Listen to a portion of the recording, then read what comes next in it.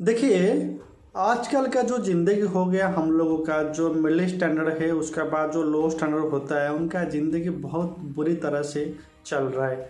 तो इस ज़िंदगी को थोड़ा सा सुधारने के लिए लोग दो प्रकार का रास्ता चुन लेते हैं। एक प्रकार लोग ऐसा होता है कि उन लोग का ऐसा भावना होता है कि हम लोग रोज़ कुछ ना कुछ काम करेंगे, उसके बाद हमारा जो ज़िंदगी होता है धीरे धीरे से परिवर्तन हो जाएगा। लेकिन और एक जो दूसरा टाइप का लोग होता है, उन लोग का ऐसा भावना होता है कि हमको अगर इस ज़िंदगी से दूर होना चाहिए तो हमको रातों रात कुछ अलग करना चाहिए। उन लोग क्या करते हैं ना, किसी को मारना हो और किसी का फायदा के लिए किसी को कुछ कष्ट देना है, ये जो काम होता है, इलीगल काम होता है, उन लोग कर लेते हैं। उनका एक भावना होता है कि ये काम करने से हमारा जो ज़िंदगी होता है वो सुधर जाएगा थोड़े दिन में। तो आज का जो मैं वीडियो बनाऊंगा, इससे एक आदमी के बारे में बनाऊंगा जिसका ज़िंदगी बहुत गरीब से उन्होंने जी रही थी। उसका बाद क्यों ये जो क्राइम का दुनिया को आ गई थी, उसी टॉपिक पे थोड़ा सा चर्चा करेंगे। तो नमस्कार, मैं आपका दोस्त प्रभास और आप देख रहे हो मेरा यूट्यूब चैनल प्रभास ज्ञान। अगर आप लोग इस चैनल पे नहीं हो तो एक सब्सक्राइब कर दीजिए और एक लाइक भी कर दीजिए। देखिए, मैं बात कर रहा हूँ डियागो अल्वेस। ये जो डियागो अल्वेस थे, उनका जन्म हुआ था 1819 में स्पेन में एक शहर था जिसका नाम था गेसोरिया शहर। उस शहर के अंदर उनका जन्म हुआ था। उसके बाद उन्होंने जब बड़ा हुआ तो उनको ऐसा फील होता है कि उनका जो परिवार होता है बहुत गरीब से जी रही है।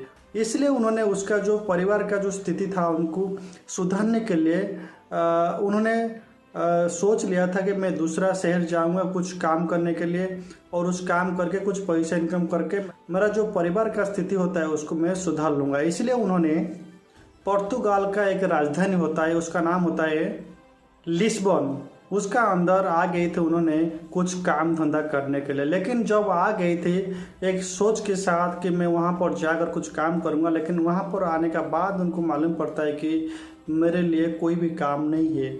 इसलिए उनका जो मानसिक स्थिति अच्छा नहीं चल रहा था, क्योंकि उनका परिवार का स्थिति भी सही नहीं होता था। उसका बाद उनका जो खाना पीना रहने का बहुत भी कष्ट हुआ था। इसलिए उन्होंने शुरुआत में अलग दिशा को चुन लिए थे।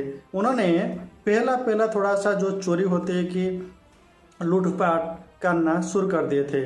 उसके बाद देखिए, अगर कोई आदमी सक्सेस पाने के लिए कुछ भी करता है और उस काम के अंदर उनको थोड़ा सा सक्सेस मिल जाता है, उसका अंदर एक अलग सा फीलिंग आ जाता है कि मैं इस काम को और एक बार ऐसा करूंगा जो उस काम के मुझे ज़्यादा फायदा मिलेगा। इसलिए उन्होंने ये जो छोटा मोटा क्राइम कर रही थी, उसका दिमाग ऐसा बड़ा हो चुका था कि मैं थोड़ा सा बड़ा क्राइम करूंगा जिससे मुझे ज़्यादा पैसा मिल पाएगा।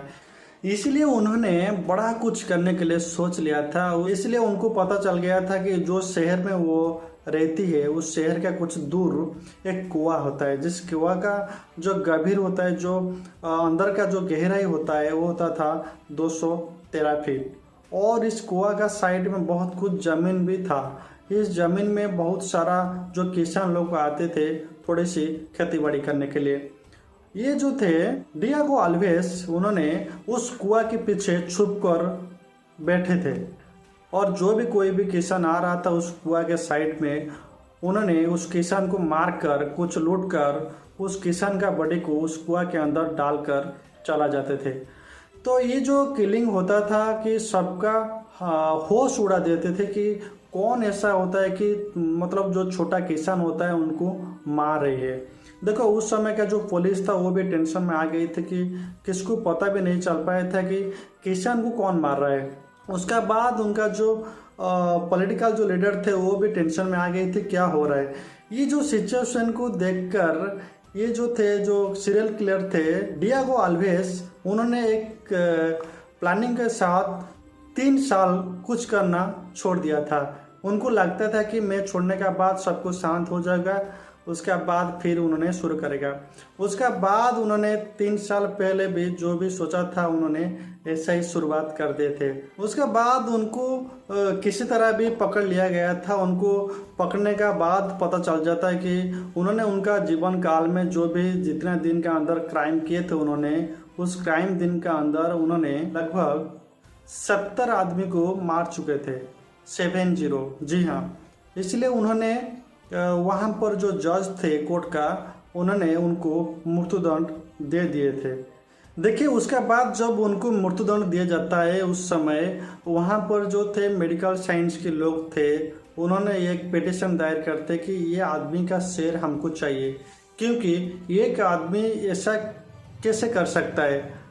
हम लोग देखना चाहेंगे कि ये आदमी का शेर के अंदर क्या होता है। इसलिए उनका भी जो परमिशन था ग्रांटेड कर देती है ये जो कोर्ट। उसका बाद ये जो डियागो अल्वेस थे उनको फांसी दंड दिया जाता है। उसका बाद उनका शरीर से शेर अलग किया जाता है। उसका बाद ये जो साइंटिस्ट लोग थे उन्होंने कुछ जार के अंदर उसका मुंडी को मतलब जो शेर को डालकर ले जाते थे थोड़ा सा रिसर्च करने के लिए कि इस आदमी का शेर के अंदर क्या चल रहा है और उसका जो शेर का जो डिजाइन होता है मतलब जो भी कुछ होता है कि उसका क्या होता है उसका अंदर।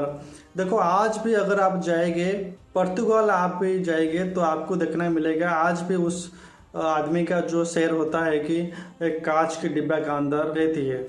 ये जो डियागो अल्वेस का जो शेर को लेकर एक कांच के डिब्बे के अंदर डालकर रखा गया है वो होता है एक यूनिवर्सिटी का अंदर रखा गया है और इस यूनिवर्सिटी का नाम होता है the faculty of medicine of the university of Lisbon.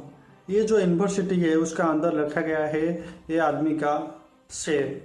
और एक बात में जो मुंडी को रखा गया है उसका जो शेर को रखा गया है कांच का डिब्बा लगभग हो गया आज से 181 मतलब 181 ईयर्स हो गया। अभी भी उनका जो शेर है अभी भी मौजूद है वहाँ पर। तो आज का वीडियो उतना ही था। तो अगर मेरी वीडियो आपको पसंद आ रहा है तो एक सब्सक्राइब कर दीजिए और एक लाइक भी कर दीजिए। नमस्कार।